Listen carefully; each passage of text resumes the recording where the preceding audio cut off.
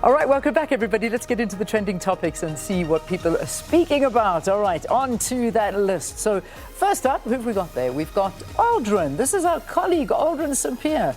So he came out, I think it was either yesterday or the day before, and he put out a tweet. Let me get this tweet up, and it got everybody talking. But, you know, that's what Twitter does. I suppose everybody just wants to have a fat conversation and judge where they want to judge. So Aldrin goes out and says, I still don't know, I don't get how people can't budget for January, which comes every single year. So it was a tweet as simple as that, but wow, Aldrin, did you touch a nerve with South Africans there who had a lot to say. So people are saying, imagine earning 4,000 Rand and it's meant to feed the family during the holidays and January and transport. You're speaking from a point of privilege. This is according to one of the users. This is Mitlali. Then another one saying, Hadebe saying, not all people drink or are irresponsible. You have a child who gets home and see the need to spend the last cent because mama did not want to ask for everything. It's mostly people who have sacrificed in there as well. We come from places where you go home and you have to buy clothes and everything like that. I mean, it's just a lot of people saying, you know, how can we budget on a minimum wage? And then someone else saying, yes, you can budget on any income. Sakina, I don't know what you think about this one. And Sheldon Cameron saying you cannot be this out of touch with reality, Aldrin.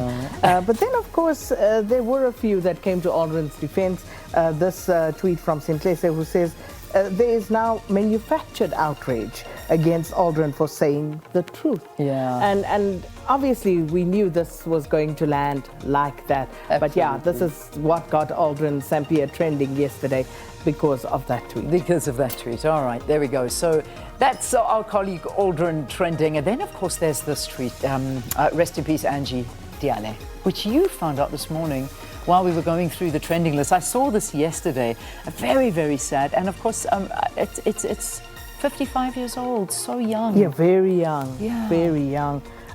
Still not too sure exactly what happened, but she was, a TV presenter, hosted some program that looked at, bringing families together and just dealing with some of our social ills, really.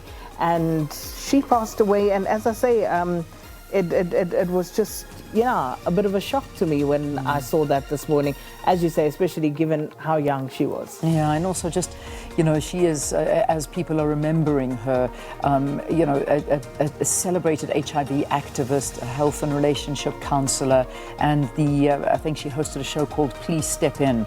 And this is just something that a lot of people are finding, that she just did so much good and spoke so much good for those topics like AIDS, HIV, gender-based violence, all of those issues. And yeah, very, very sad that she passed away. And this was something that she was at the Leratong Hospital on the West Rand following a short illness. So sympathies to her friends and family. Cloudy was on the agenda yesterday. Yeah. And this in response to the court order that he needs to pay back 11.5 million Rand to the SABC. Well, he wasn't holding any punches, saying that that is wrong. He did not receive 11.5 million Rand from the SABC. SARS took whatever was due to them, that was paid to them, and therefore he can't be expected to pay that. And also that he is still continuing this particular fight through the courts. And just to quote, it's unreasonable for the judge to say I must pay 11 million Rand plus. I didn't receive 11 million Rand plus, according to Claudi Matswaneng, following that High Court ruling that he must pay back that 11.5 million to the SABC. So still a developing story, but of course he was on the airways yesterday on not only here at the SABC but others, and that's what got him trending. Then Al Ahly. This is a nice happy story for Indeed, they won the CAF Super Cup for the third time, and they